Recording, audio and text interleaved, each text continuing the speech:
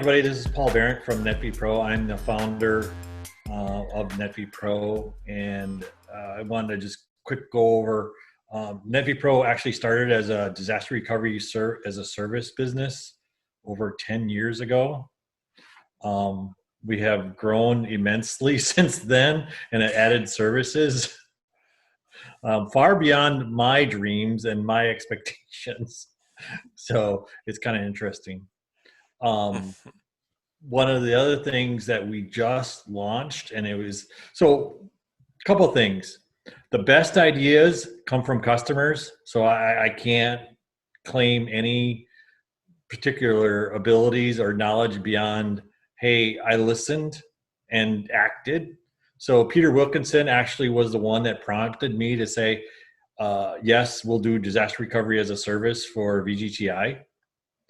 And recently, we've been getting a lot of requests to doing hosted services. And I always said that was on a roadmap, and I didn't know when it was going to hit the roadmap, but actually, apparently it's this year. So we have several customers that we brought on board already that we're doing hosting.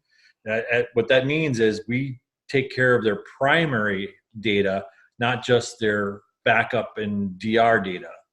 So we need operational maturity, and that's what we've achieved in order to deliver that service. And we're delivering that. But despite your interactions with me, we do have operational maturity.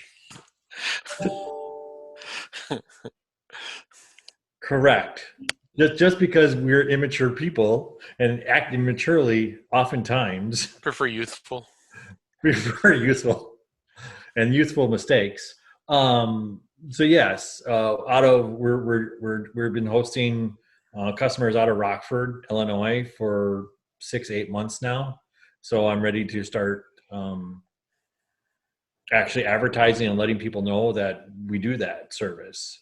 And there's many reasons why you should choose us over a more known entities like Amazon and Azure. So we can go into that in more detail later. So this is kind of like a launching off point, and we can actually do a presentation on why work with us on our hosting solutions. The other partnership that we've just kicked off is with Synology, their C2 platform. So their C2 platform, which means is their cloud platform, and you can replicate your Synology units and their data encrypted into their cloud. And we'll be obviously going into more detail on that solution at a further power lunch. Furthermore, this is why I invited Ken. I think I did a presentation to Ken earlier, week or two ago, I don't remember, on Blackpoint security. We've partnered with Blackpoint in order to bring the SOC entity into the solution with SOC, Security Operations Center. And what that does is give us the 24/7, 365 monitoring of people's environment. That way, something bad happens, there's somebody beyond just NetV Pro. I've always said we've done things in it. We're not a security company. We've always done things in a secure way, but adding Blackpoint makes us more into the security space. Paul, one of the things that I think is interesting, and are you willing to entertain input? I'm always willing to entertain input. You know that I do not like to speak.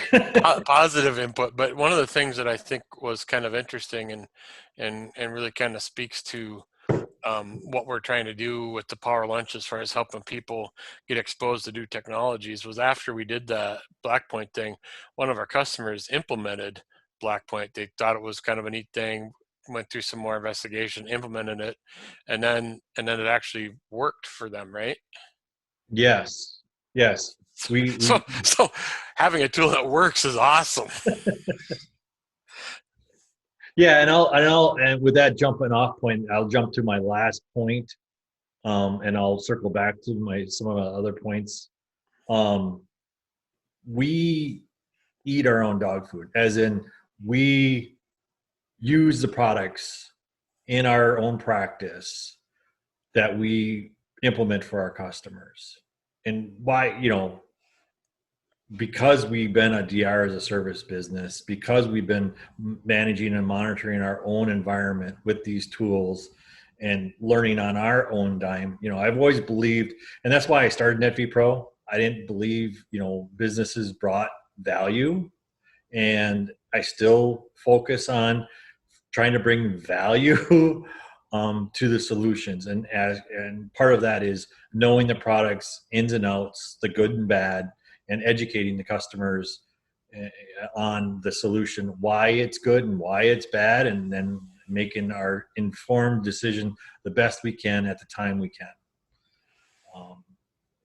Well, and I think that one of the core things for us is to help build the community and expose the folks who attend this or any of our meetings to new technology. I mean, that's what the Power Lunch really is about, is expose people to these new technologies that we are either using, thinking about using, or we know are out there, and then give them a chance to look at it and see it. And I just think, like the Black Point thing, that's a great example of where, we had something, we believed in it, and, we brought it forward just as a piece of information for people to evaluate.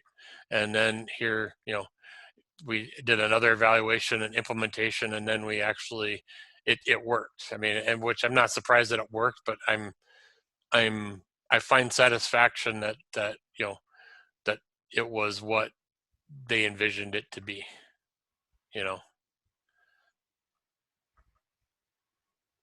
Yeah, because we all know vendors put out products that are maybe your best way to say it, immature or not fully vetted, because part of it is they need to get their product out there to start getting revenue. And one of the products I can talk about, we had on and we'll have on again, is scaled computing. Scale has a fantastic solution. I didn't jump on board. I actually met the founder 10 years ago when I started NetV Pro. I maybe should have took his advice. I thought his product was a little too immature for us to grasp onto, but it's really grown immensely since then, and they've become a very solid solution. And I'm sure we'll be implementing scale computing at some point in the near future. And we did get quite a few questions about that. I mean, it was quite an interesting presentation, and sometimes, when we're bringing forward those new technologies, like you said, Paul, I think it's a good idea to bring them back again, because you could just tell in the people who were attending it that it got the gears turning. And kind of similar with the Synology one, the first one really got people thinking about it. And then I think Rowdy did a great job with the last one here we did. Was it last week or the last time we did it, like 2 weeks ago or whatever? That it has driven a lot of interest in thinking about anything. And I know that a couple of our customers actually have purchased smaller units to play with it, to understand it. One of them actually purchased a smaller unit, played with it for a while, and went and got a big enterprise class unit to put into their environment, or two enterprise class units put in their environment. And it was because of the things that they were able to see. So, yeah, no, it's it's rewarding when we see that happen from a, I don't know if I want to say a customer life cycle perspective, but it helps me to feel like that the things that we're talking about, we're bringing forward, are relevant. You know what I mean? Yeah, and like I said, that's part of the mantra of bringing value, is exposing and educating, and then of course implementing. The other thing that we've shown in the past was Thycotic, and that's a password automation management solution.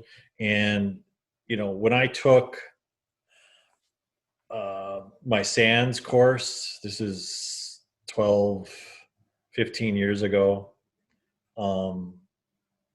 It was intense security certification that I went through. And at the end of it, I was just like, it's just passwords. it really comes down to just passwords. I mean, yes, there's other ways of getting in and exploiting somebody's environment, but it's passwords. And that's what we're trying to accomplish, is get somebody's password, break somebody's password, or go around somebody's password, and then elevating the permissions beyond that. So having having a automated tool and a managing tool, especially for your service accounts, because I was an admin for 6 years. I didn't want to change service accounts. I didn't want to break my environment and be like, yeah, we're broken because I changed the password. Well, why'd you do that? Well, security. Well, we haven't been breached. Well, we will be breached if we don't change the passwords. So it's that whole exposure, getting beaten down, going, yeah, is it worth my capital, political capital within a company, in order to improve security on a front end before people actually realize that we're doing it? So I'm a big advocate of the password automation. That's why we bought it. I think we're on the third year of it, and we've sold a couple copies to some of our bigger customers that utilize Thycotic. It's not a tool that's needed by everybody, but similarly, a password tool is needed by everybody. And I have to implement it myself in my personal life, and I have not yet. So I'll be readily admitting that sometimes, I don't walk the talk. It's kind of like an oboe, right? You don't need a bunch of oboes, but every symphony needs one. I don't really know what an oboe is. Yes, Ken.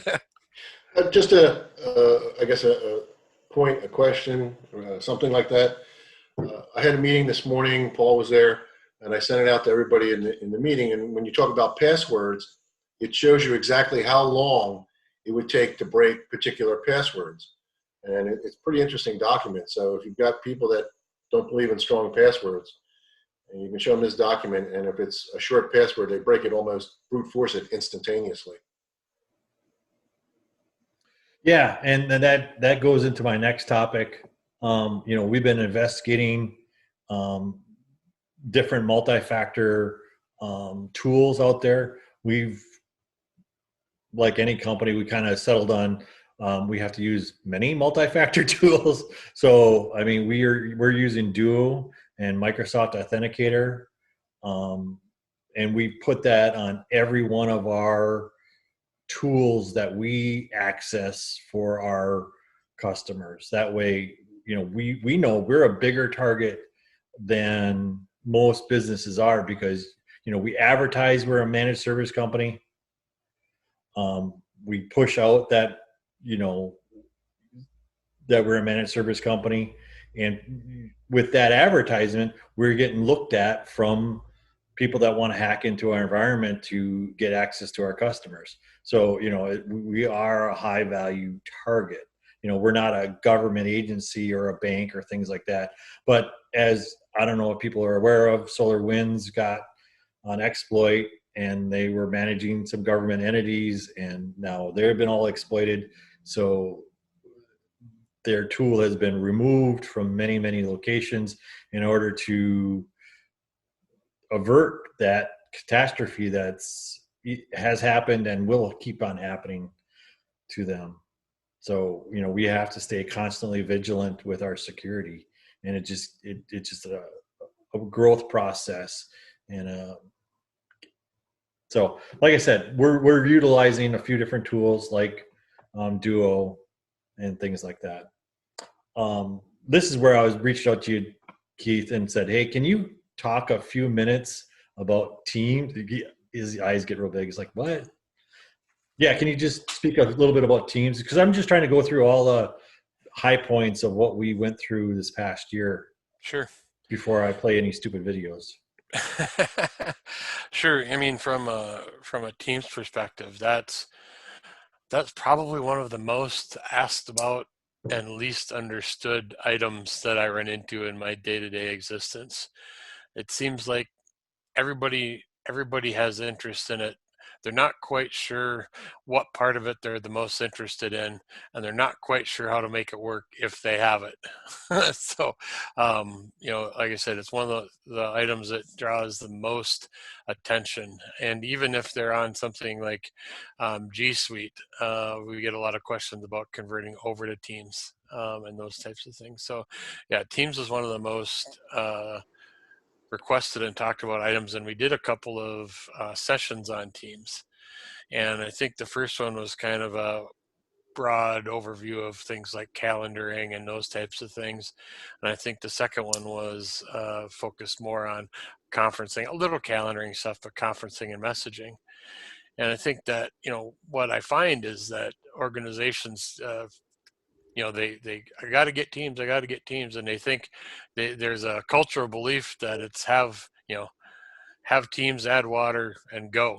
But there's a little bit more to it, because there's the people are afraid that they're going to break something, or they kind of dip their toes in it halfway, not all the way, and they use it a little bit but not quite. So what the end result is, they don't have this effective solution that uses the power of the tool.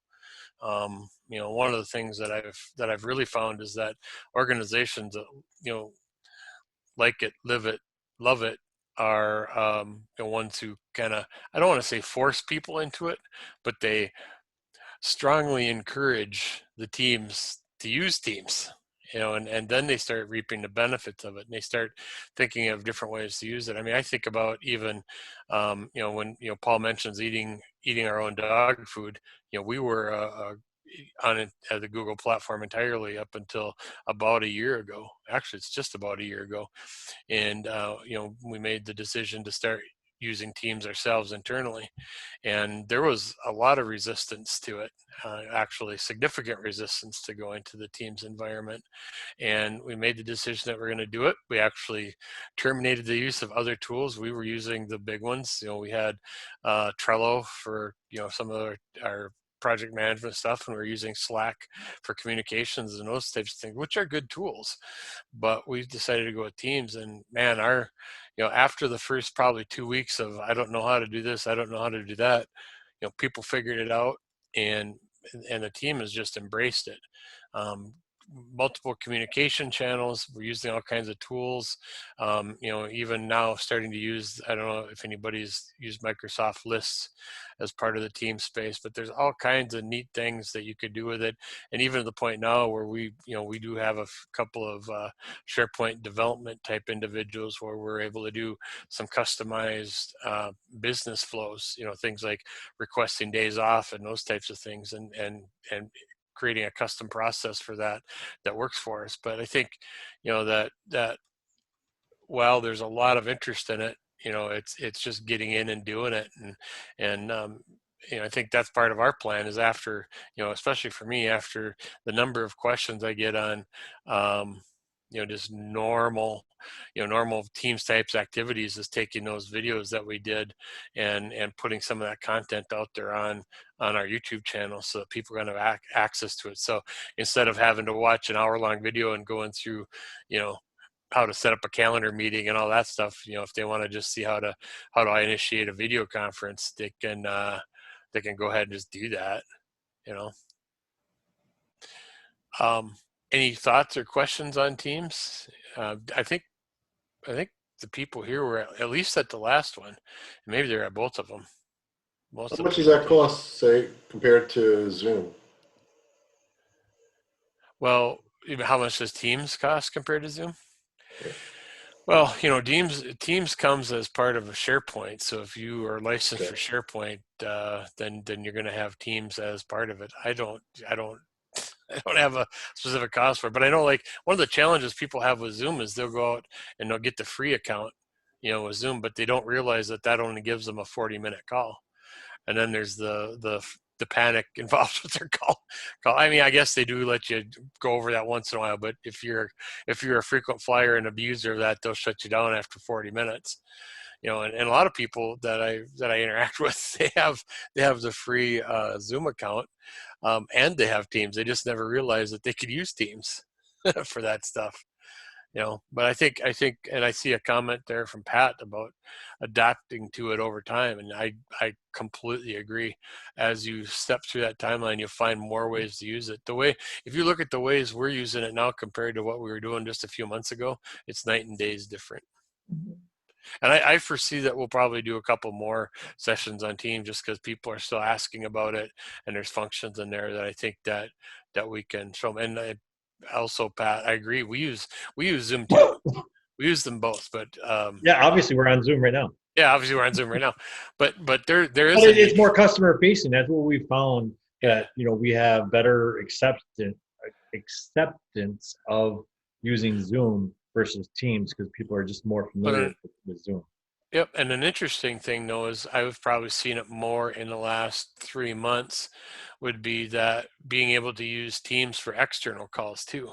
I mean, I can't remember when the update came in that made that easier to use Teams with external people, but I've seen more and more interfaces happening between organizations using Teams. And they also added, it's a license you do have to pay a little bit for, but they also added a phone only capability.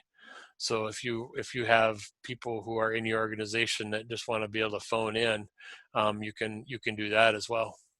So some kind of neat stuff. Can I do one more thing on that, Paul? Yeah, I'm actually. That's all I have. You know me in preparation. We can circle back and talk about other things. Yeah, right. And I completely lost my train of thought. You wanted to add one more thing, Keith. What was that? You wanted to add one more thing. Yeah, I was going to add one more thing. It was a Teams integration piece that I can't remember what it was. So well, anyway. I can jump over to streams. I mean, that's one thing I find interesting. I mean, and that's where here I can hit share and jump over to streams, share, and this is where I had we took some of our power lunches and cut them up into shorter clips. So what my plan is hitting like the benefits of psychotic. Hey everyone, this is Martin Bartolski, one of the sales engineers here at Psychotic. Can everybody hear that all right? Quick overview of all the products that we offer. So Secret Server is the PIM tool, as Larry just mentioned. You can use it as a vault with all the PIM features such as discovery, and we're going to jump into that and dive in deeper how we can discover all of the log platforms, local user accounts, or even any kind of Windows service on your network without any kind of a need of an agent or anything like that. So it's an incredibly cool feature. Privilege Manager allow us to set a least privilege on all the endpoints. We can take away privilege rights from the users, any kind of admin rights, and then we can add them and elevate them automatically for the applications that the applications require those administration rights. So we can set up different workflows, such as if a user needs to use the application that needs elevated privileges, they can simply request that for that one-time install or one-time run or something like that. Privilege Behavior Analytics is really a small SIM tool built on the top of Secret Server that allows us to identify anomalies. For example, if someone hits 100 RDP sessions within an hour, they usually don't. But if they try to log in the middle of the night and access some privileged accounts on the network, we can log them out automatically, or we can simply throw 2FA at them. They'll have to re-authenticate. Account Lifecycle Manager is used for taking service account management to another level.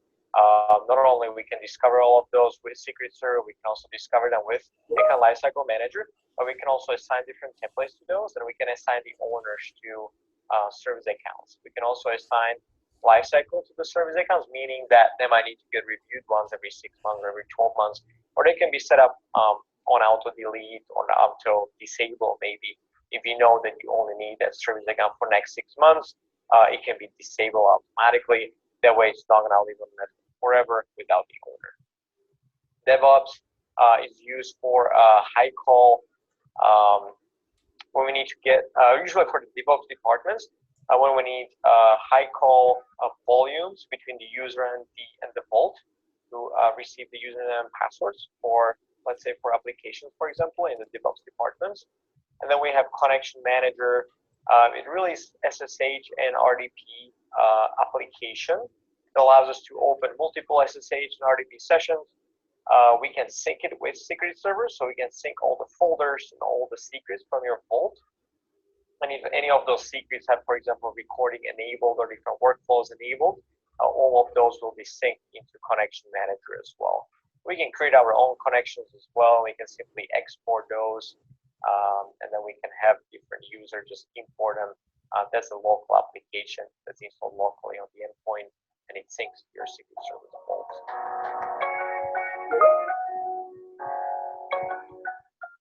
All right, so that was a real quick demonstration of streams and Psychotic all at the same time.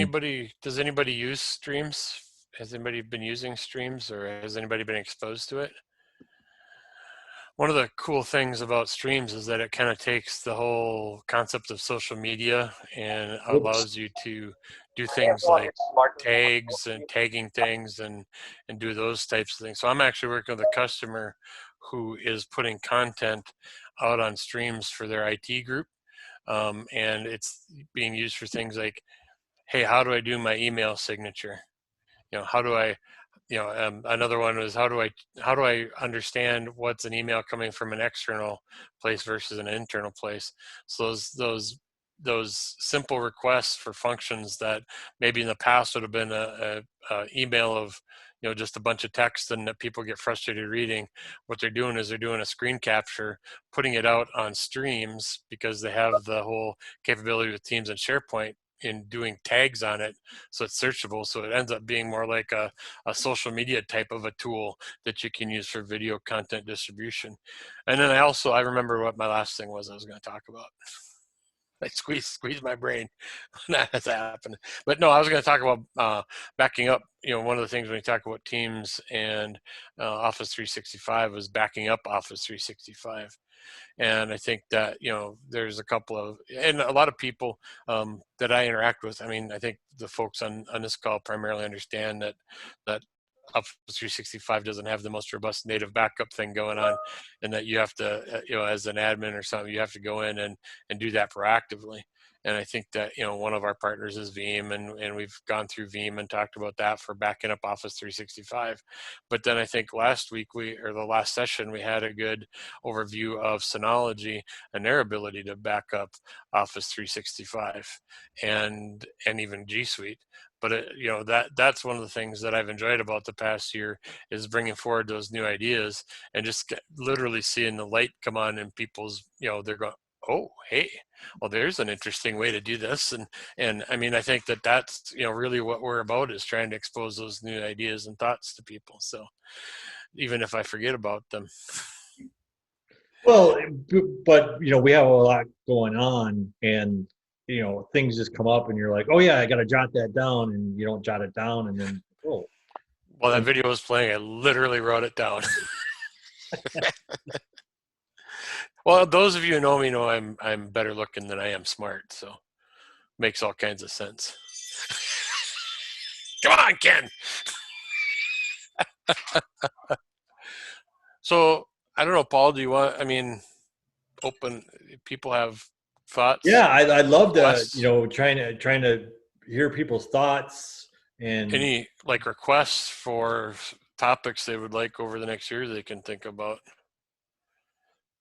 What's top of mind? What's burning in your? I know Pat's got the tax year coming up, so he's trying to get everything ready so everybody doesn't hunt him down on the day tax year hits, and making sure everything's up and running. Yeah, if there's some kind of a tech you're interested in learning more about, you'd love well, to hear not more. only getting ready for tax season, but hybrid working, getting some people back in the office, letting them work from home. Thank you, Pat. I knew you were going to come up with a gem. Yes, and that's part of why what forced us into the hosting solution is we are moving people's literally their servers and stuff out of their office into our colo, and we're hosting their solution, and people are closing down their offices or reducing their office space that they're using so more hybrid people can work. And yeah, I mean, I foresee, of course, I have the crystal ball, and a whole nother year, and on top of that, whole nother year of being forced, and also the 50% of the working population that can work from home wants to stay home.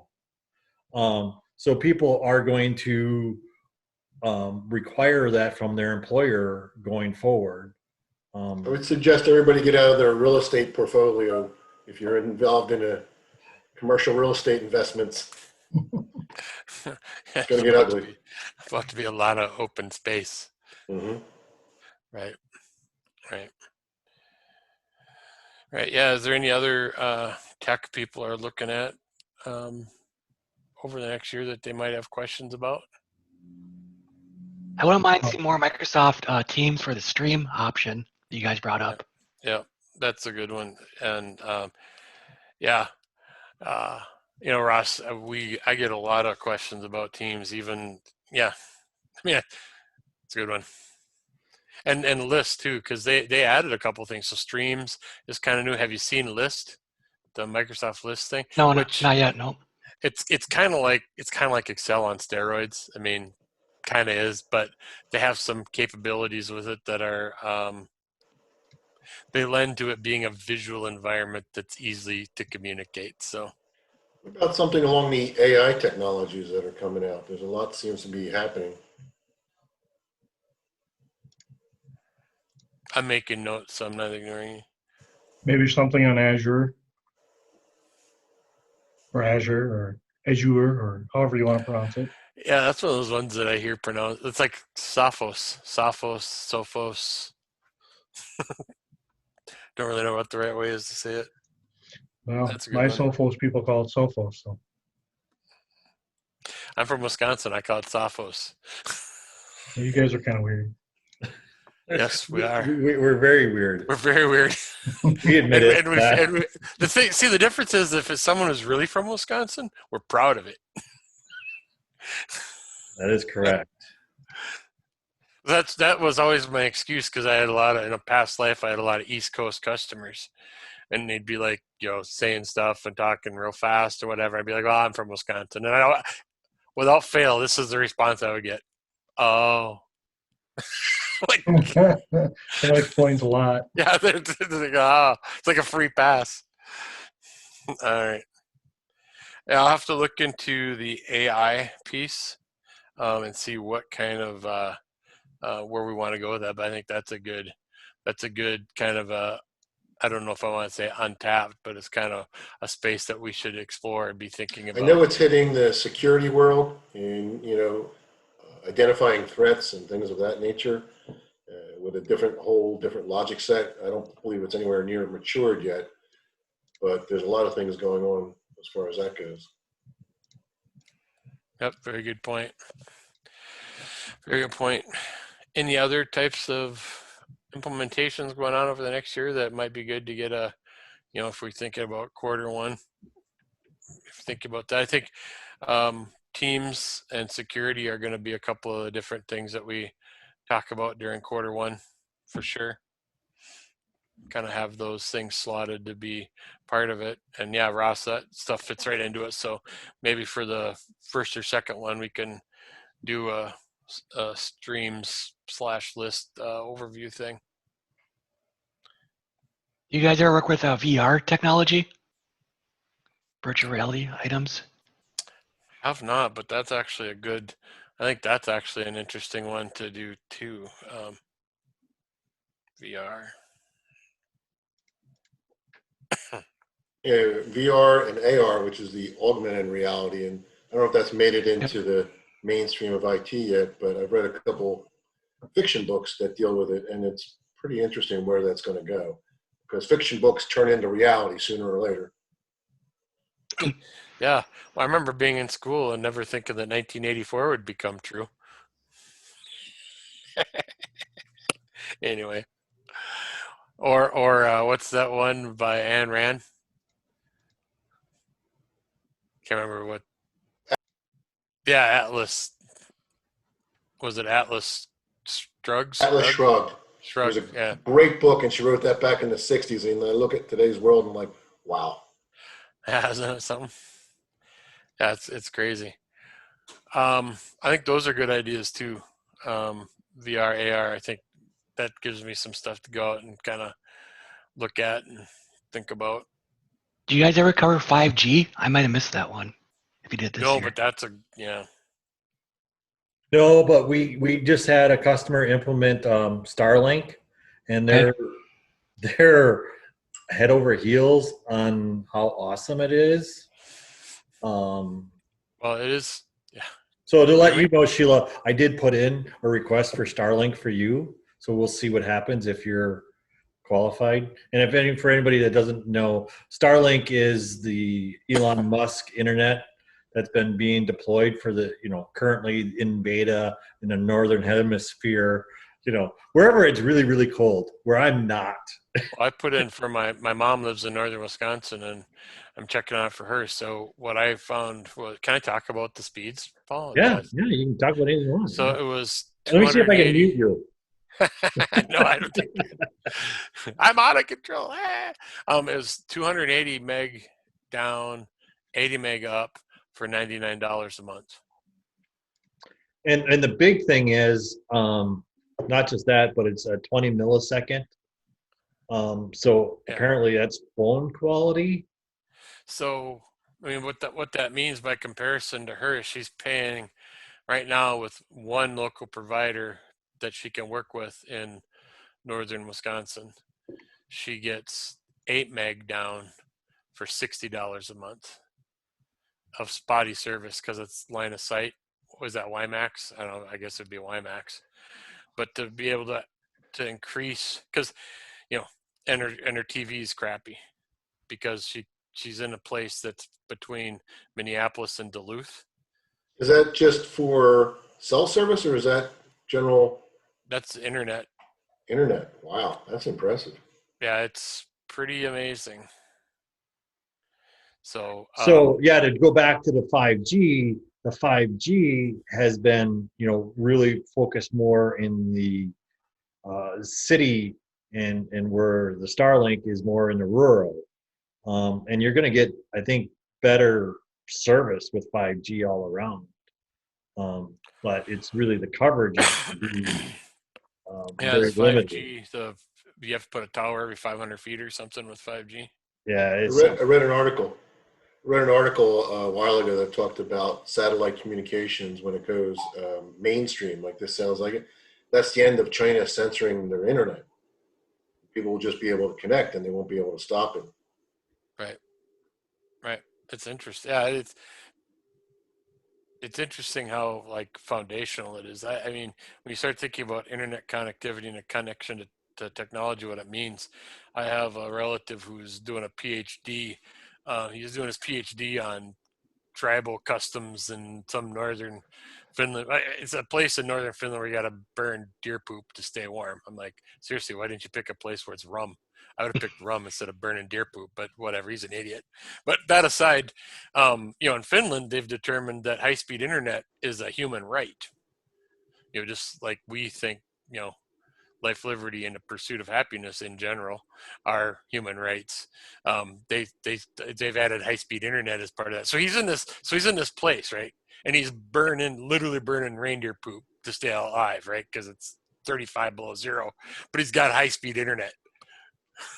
I'm like, you might want to think about some priorities there, but whatever.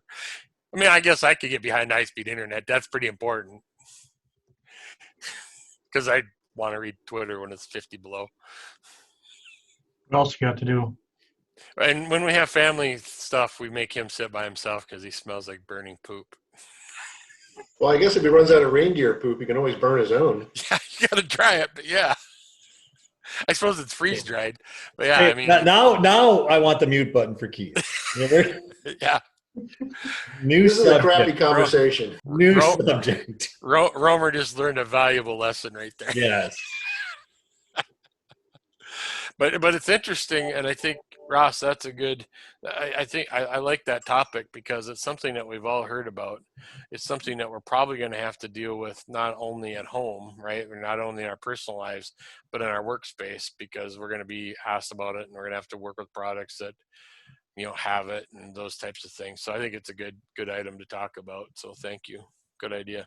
Welcome. Honestly, I didn't even think of that, which is amazing because I'm pretty smart, besides the good looks. But Don't hurt yourself hitting yourself, patting yourself on the back.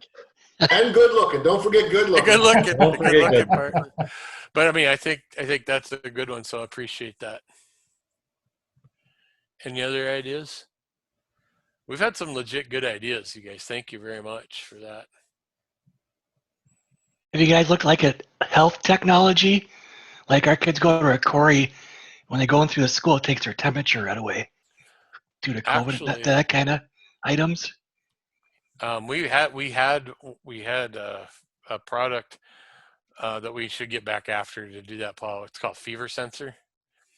It is a high volume temperature sensing camera. Because with most cameras, Yep. You have to slow down or you have to walk up to it, look at it or whatever. You have to stop in front of it. This one can take, I think it's 30 people a second. So it's a natural gate through a space. So like if you were to channel them through a hallway or a man trap or something, Yep. they just walk through it. But then it does temperature recognition, facial recognition, and it can take an action. So it can do a notify, or if you're like, there's a large box retailer who might sell stereos and video games and stuff in the Twin Cities who was looking at it. Okay. Anyways, but like it could automatically do the assessment when you're walking in a building and disable a badge if they have a fever. It also does mask recognition. So if people are in a break room, they recognize who you are. You don't have a mask on, then it'll notify a supervisor. So yeah, that was one that we had lined up that we need to get back on the schedule. Paul would have it recognize me and just terrorize me wherever I was in the building. yeah, no, I've been trying to figure out how to just automatically lock you out. Well, you asked me to talk, man. It's like Beetlejuice. You said Beetlejuice, and I showed up. Yes. No, I said talk about one thing. Obviously, I'm the Beetlejuice of NetV Pro. Well, he is a sales guy. Business Business development. development. Sounds like a sales guy to me. Well, we got to hide That behind goes that. right to my heart, man. That goes right to my heart. No, very good. Well, thank you guys. Thanks everyone for joining us. Paul, I don't know. Do you have any other parting words to go through? No. I guess what I would say is that I've brought up a couple of times that we have our content from these out on the NetV Pro YouTube channel, but I guess I've been remiss in saying it's a NetV Pro Tech YouTube channel. And so if you go out there, there's, I don't know, I think it's about 20 videos that has our past sessions. And there's some pretty interesting, there's some good content out there. So if there's anything you're interested in, go out there, check it out, take a look. And what I'm going to be doing, like I said earlier, is some of those I'll be breaking them up and making some more targeted video pieces, so you can go out and if you want to see, like as an example, Ross, Teams, how to set up a conference, how to do those things. So we'll be breaking those things up and having some more targeted videos as well, so you don't have to try to wade through an hour long of me, just cheerful banter. So unless you want to, which I fully would understand if you want that. I mean, it is podcast gold. So I understand. Okay, I might check it out if I get. You might not have time to do that, but anyway, well, I appreciate it. It's been a good year. The experiment has, I think, been a success, and it is in our crazy COVID world. It's nice to see you guys, to be honest with you. So I hope you keep attending and keep doing it. I actually end up surprisingly looking forward to doing these things. So it is fun. It's good to see some peers and get your ideas. So anything else, Paul? Sheila, Haley? All right, well. Paul said that he was the one with the crystal ball, so I was really looking forward to more information about 2021. But I do have to say I agree with you that 2021 is going to be a lot like 2020, except we'll be a little bit more experienced on how to handle everything, both professionally and personally. So I'm looking forward to it. But I do think the power lunches have been really beneficial to all of the people that have been watching it. So I appreciate your input. Thank you, Sheila. Yeah, I'm looking for some significant weirdness in 2021. So I think the weirdness will continue. All right. I mean, I'm not going to be more weird because I don't know if that could happen. But general weirdness. All right. Thank you, everybody. It's been good to see you. Yep. Thank you.